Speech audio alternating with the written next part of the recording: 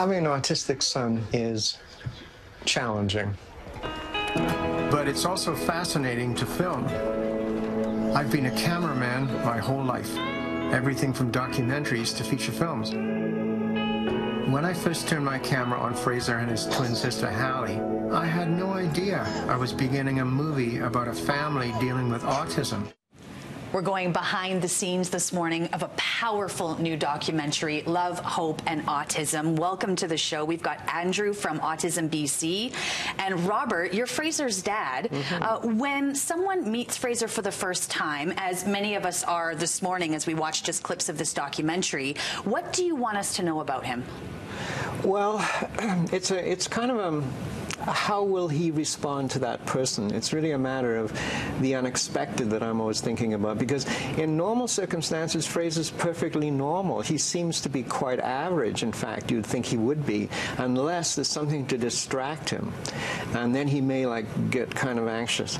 But you can't have a conversation with him. I mean, you can talk to him, but he won't necessarily answer the question. He will either repeat the question or throw in some kind of mixed words that are not an exact answer. But that can change. Sometimes he's quite almost articulate. So, you never quite know what's going to happen. And as a cameraman, you were mentioning in that clip, I mean, you have this incredible wealth of home video of your family, but especially of Fraser. Yeah. What was, over his lifetime, his awareness and relationship with your camera? Well, as I said in part of the documentary, he basically is unaware of the camera. I mean, he got used to me carrying that around all the time.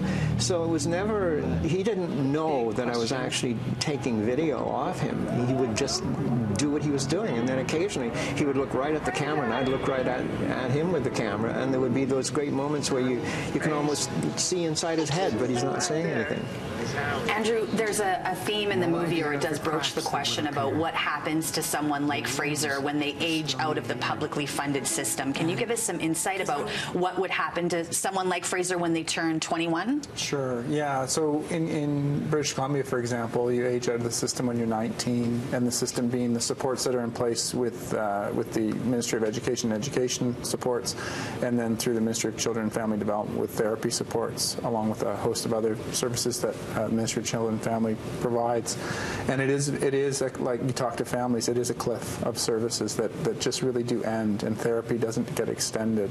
So there is community living in British Columbia and different work programs and supports in place, but really at this point anyways, the supports are really geared towards children, and so that's something our organization, Autism BC, is trying to advocate for, is to have more supports in place for those folks that are aging into adulthood. It's a really difficult time for many of them. That transition is really difficult. Yeah. So the documentary, Robert, really is about autism, but it's also about your family and family dynamics in dealing with raising someone with severe autism. And there's a lot about your daughter, who was so vulnerable. And my heart went out to her. And I know that through this documentary, it seems like you learned a lot about giving more attention to one child than the other. If there's a family watching right now who has that same dynamic, one child with autism, one without, did you learn any lessons about what you would have done differently? Yes, I think because, and as Shannon said, because I've been a cameraman for 50 years,